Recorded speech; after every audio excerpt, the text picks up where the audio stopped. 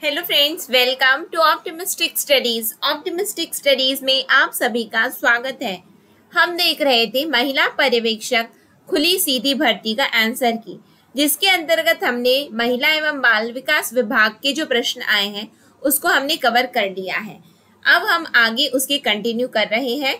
तो चैनल में यदि आप नए हैं तो चैनल को सब्सक्राइब कर लीजिएगा, बेल नोटिफिकेशन को ऑन रखिएगा और जिससे हम जो भी वीडियो डालें तो आप तक पहुंचती रहे। सेशन अच्छा लगेगा तो लाइक करिएगा और ज़्यादा से ज़्यादा लोगों तक शेयर कर दीजिएगा, जिससे ज़्यादा से ज़्यादा लोग इस वीडियो को देख सकें और अपने आंसर्स मिला सकें। ठीक, चलिए फिर स्टार्ट करें। तो आप सभी को नमः शिवाय। यदि हम सामान्य मासिक योग्यता एवं सामान्य ज्ञान की बात करेंगे तो क्वेश्चन नंबर यदि हम 22 को देखें, 21 का आंसर मुझे कंफर्म नहीं है, इसीलिए मैं इसको नहीं बता रही हूँ। 22 को मैं बताऊंगी। आप लोगों को यदि 21 का आंसर पता है तो कमेंट सेक्शन में कमेंट करके जरूर बताइएगा। क्वेश्चन नंबर 22 का जो करेक्ट आंसर है, हमें सार्थक क्रम व्यवस्थित करना था, तो इसका जो सार्थक क्रम है वो है ऑप्शन नंबर सी। नेक्स्ट में आएंगे हम लोग, इंटरनेट के आविष्कार का श्रेय किसे जाता है, तो option number A Robert T Kahn और विंटन ग्रे सर को जाता है। सतत विकास लक्ष्य के कितने लक्ष्य निर्धारित किए गए हैं, तो 17 यानी कि 17, ऑप्शन नंबर सी सही है।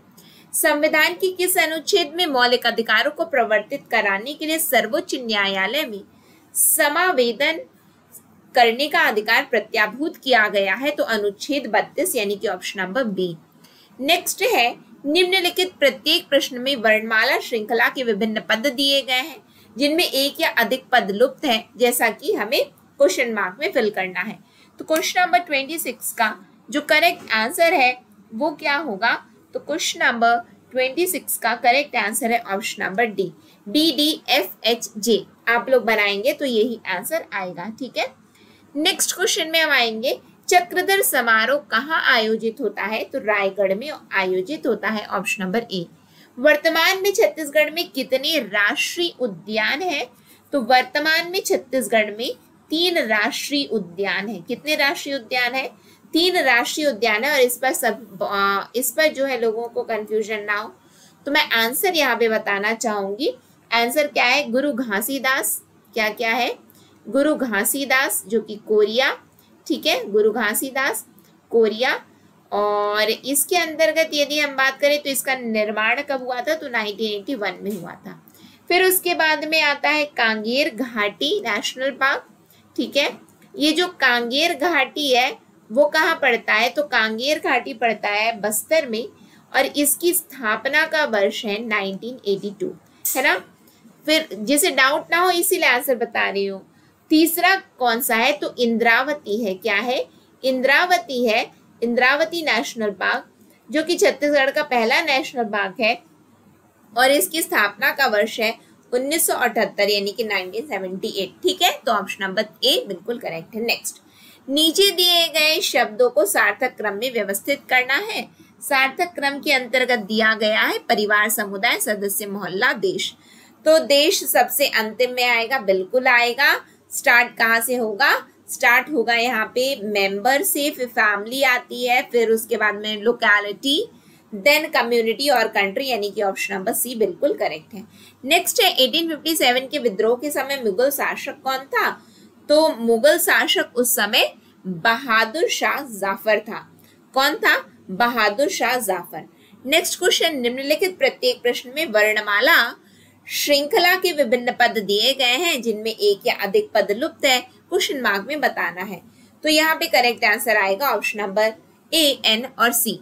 इसको बना लीजिएगा, यही आएगा। ठीक है, नेक्स्ट क्वेश्चन है, छत्तीसगढ़िया ओलंपिक 2023-24 के संबंध में कौन सा कथन सत्य है। छत्तीसगढ़िया ओलंपिक के लिए बताया, हमसे यहाँ पे पूछा जा रहा है, तो ओलंपिक आयोजन का दायित्व ग्रामीण क्षेत्रों में नगरीय प्रशासन एवं विकास विभाग का होगा। कथन असत्य पूछा गया, तो ग्रामीण क्षेत्रों में नगरीय प्रशासन कहाँ से आ गया भाई, तो यही गलत है। ठीक है, क्योंकि पंचायत रूरल डेवलपमेंट का ये काम है। नेक्स्ट क्वेश्चन में आएंगे, निम्नलिखित आकृति का अध्ययन करें और नीचे दिए गए प्रश्नों के उत्तर दें।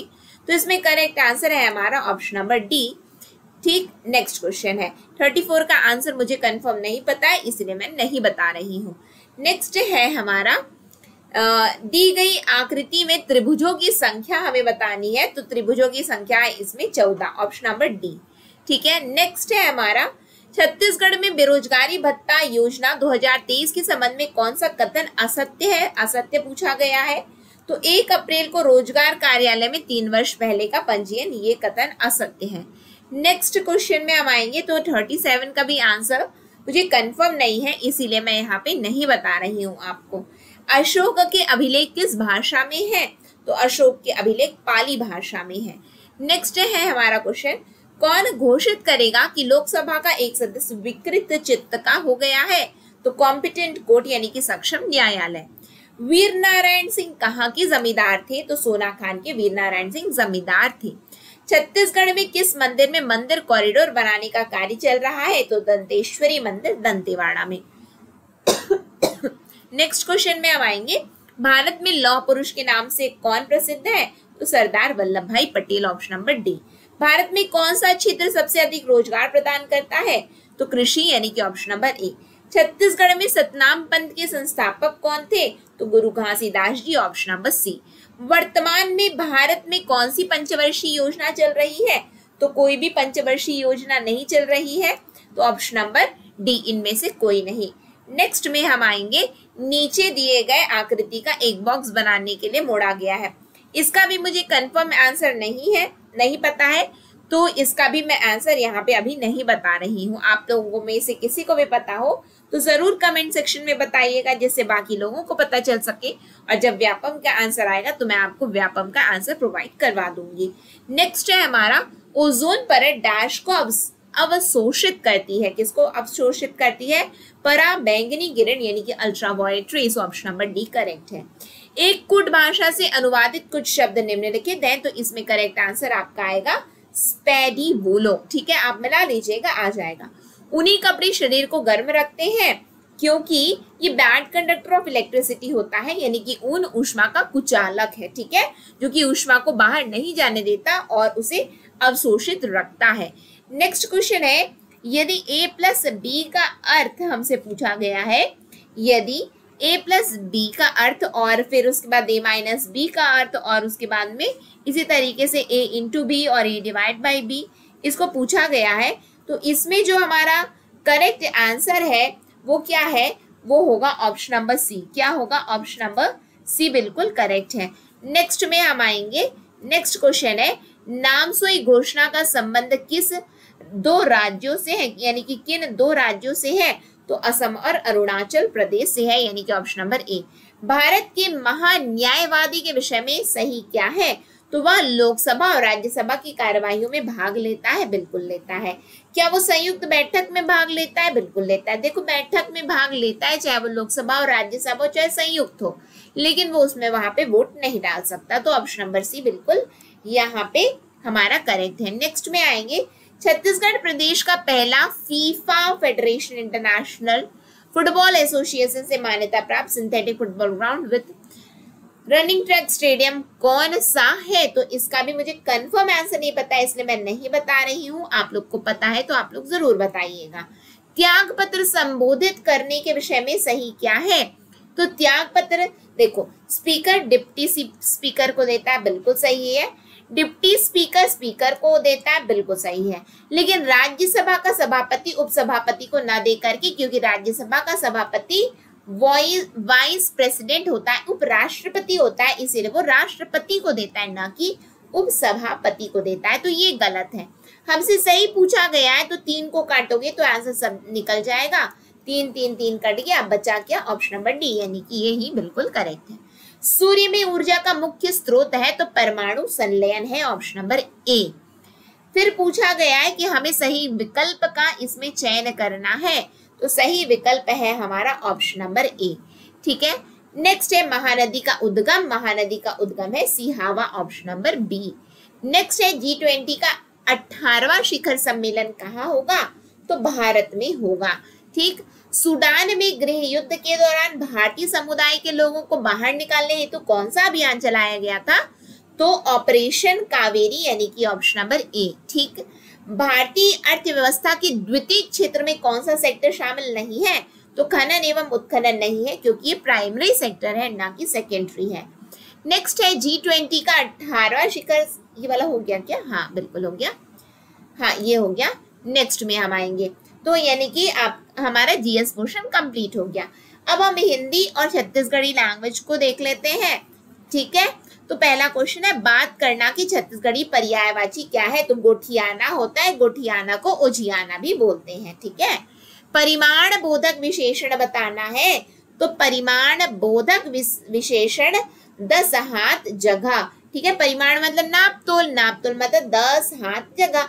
नेक्स्ट में हम आते हैं, अच्छा मैं इधर का पूरा ले रही हूँ ना, इसको तो लिए नहीं। हाँ, ये आंखों के सामने के लिए एक शब्द प्रयुक्त कर सकते हैं।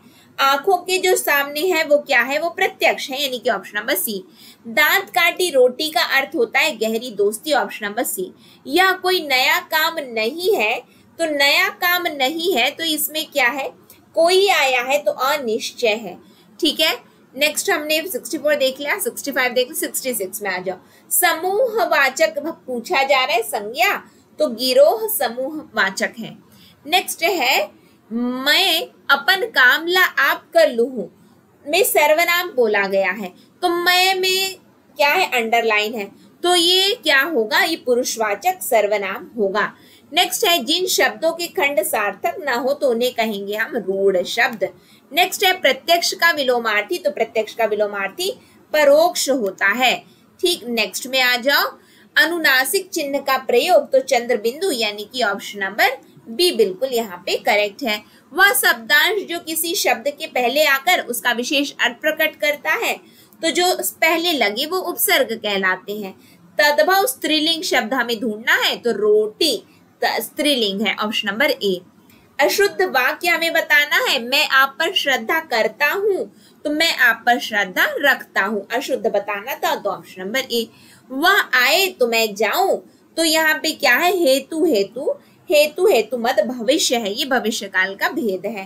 छत्तीसगढ़ी ओंगना शब्द का प्रयोग किसके लिए होता है? तो गाड़ी में तेल डालने के लिए होता है, तो ऑप्शन नंबर ए। ये हिंदी भी देख लिया हमने और छत्तीसगढ़ी भी देख लिया। अब हम आएंगे इंग्लिश में, तो यहाँ पे हमें करेक्टली स्पेल्ड बताना था, तो मेंटेनेंस, यानी कि ऑप्शन नंबर बी बिल्कुल करेक्ट है। Next, Miss Swati lives in Durg and teach at a college in Bhilai. She does up and down from Durg to Bhilai every day, option number B. Feminine gender of monk का क्या होता है? None होता है, monk मतलब साधु, none मतलब साध्वी। नेक्स्ट में हम आएंगे, नेक्स्ट है एंटोनिम ऑफ कोर्स, कोर्स का होता है फाइन, यानी ये क्या होता है? खुर्दीला, और ये होता है नर्म, है ना। फिर उसके बाद में क्या है? The dash brings milk at 7 o'clock in the morning, तो मिल्क मेड ब्रिंग्स, यानी कि ऑप्शन नंबर बी होगा। नेक्स्ट है हमारा, my dash have come home for Teeja, supply the correct expression, तो माई सिस्टर्स इन लॉ, कौन है? My sisters in law have come home for Teeja. नेक्स्ट है, there are many spotty dash in the flock, तो sheep in the flock होगा, ठीक है, option number ए। 83 है, which of the following sentence is grammatically correct, तो grammatically correct क्या है? before the police came the thief ran away, क्योंकि past में है पूरा। नेक्स्ट में हम आएंगे, नेक्स्ट क्वेश्चन क्या है? the books of dash are very interesting, these books of them are very interesting, option number A. The possible passive voice बताना था, तो हु का होता है by whom, तो by whom, और एस दिया है तो एस आएगा, यानी कि इज आएगा, तो by whom is the pump started, यानी कि ऑप्शन नंबर सी होगा। तो ये हमने क्या कर लिया? इंग्लिश भी कर लिया। अब हम मैथ्स कर लेते हैं, तो मैथ्स का जो है पूरा तो नहीं, लेकिन क्या बोलते हैं, जितना मुझसे हो पाएगा मैं आपको पूरा बताने की लेकिन कोशिश कर रही हूँ, है ना। नेक्स्ट क्वेश्चन हमसे 86 का आंसर, मैं डायरेक्टली आंसर आप लोग को बताऊंगी कि क्या होगा आंसर। कहीं पे भी कोई भी डाउट हो तो आप बिल्कुल कमेंट सेक्शन में बताइएगा और उसका करेक्ट आंसर बताइएगा, जिससे बाकी लोग जान सके कि करेक्ट आंसर होगा क्या। तो हमारा क्वेश्चन पूछा गया 86 का कि अनुपात बराबर होगा, तो ये अनुपात बराबर होगा 2:1 के साथ में। 87 का एवरेज वाला क्वेश्चन बोला गया है, तो एवरेज वाले की यदि हम बात करें यानी कि 12 है और क्या होगा, तो ऑप्शन नंबर डी बिल्कुल करेक्ट होगा। नेक्स्ट है व्हाट मस्ट बी एडेड, तो इसका मुझे आंसर नहीं पता है, आपको पता हो तो जरूर बताइएगा। नेक्स्ट है कि 89th क्वेश्चन, 89 में हमें इसका मान निकालना था, तो इसका जो करेक्ट आंसर क्या है, तो इसका करेक्ट है ऑप्शन नंबर सी यानी कि 5P होगा। ठीक, नेक्स्ट क्वेश्चन है आप लोग को यदि इसका डिटेल में एक्सप्लेनेशन चाहिए होगा मैथ्स के क्वेश्चन का, तो कमेंट सेक्शन में कमेंट करके बताइएगा, मैं डिटेल में एक्सप्लेनेशन भी आपको प्रोवाइड करवा दूंगी। नेक्स्ट क्वेश्चन है हमारा यानी कि इफ 4:9 इक्वल्स टू 12:x, तो x का मान हमको बताना था, तो ऑप्शन नंबर डी बिल्कुल करेक्ट है। 91 क्वेश्चन का जो आंसर है इसमें बोला गया है कि यदि 25% इंक्रीज होता है, 20% क्या बोलते हैं 25% डिक्रीज हुआ और 20% इंक्रीज हुआ, तो इसका आंसर मुझे नहीं पता है, आप लोगों को पता होगा तो बताइएगा 91 का। नेक्स्ट है 92 का भी आंसर मुझे नहीं पता है। 93 की यदि हम बात करें तो 93 अ सम ऑफ अमाउंट डबल, इसका भी मैं स्किप कर रही हूँ। 91, 92, 93 मैं स्किप कर रही हूँ। 94 का जो करेक्ट आंसर होगा वो ऑप्शन नंबर बी बिल्कुल करेक्ट है ना, बी बिल्कुल करेक्ट है। फिर उसके बाद बोला गया है 95, तो 95 का करेक्ट आंसर जो है वो ऑप्शन नंबर ए है। ठीक, 96 का जो आंसर होगा तो 96 को भी मैं ड्रॉप कर रही हूँ, मैं नहीं बता रही हूँ। 97 का यदि हम देखें करेक्ट आंसर क्या होगा, जिसके अंतर्गत हमसे पूछा गया है कि 5 कॉन्जिक्यूटिव नेचुरल नंबर, तो ऑप्शन नंबर डी बिल्कुल करेक्ट है।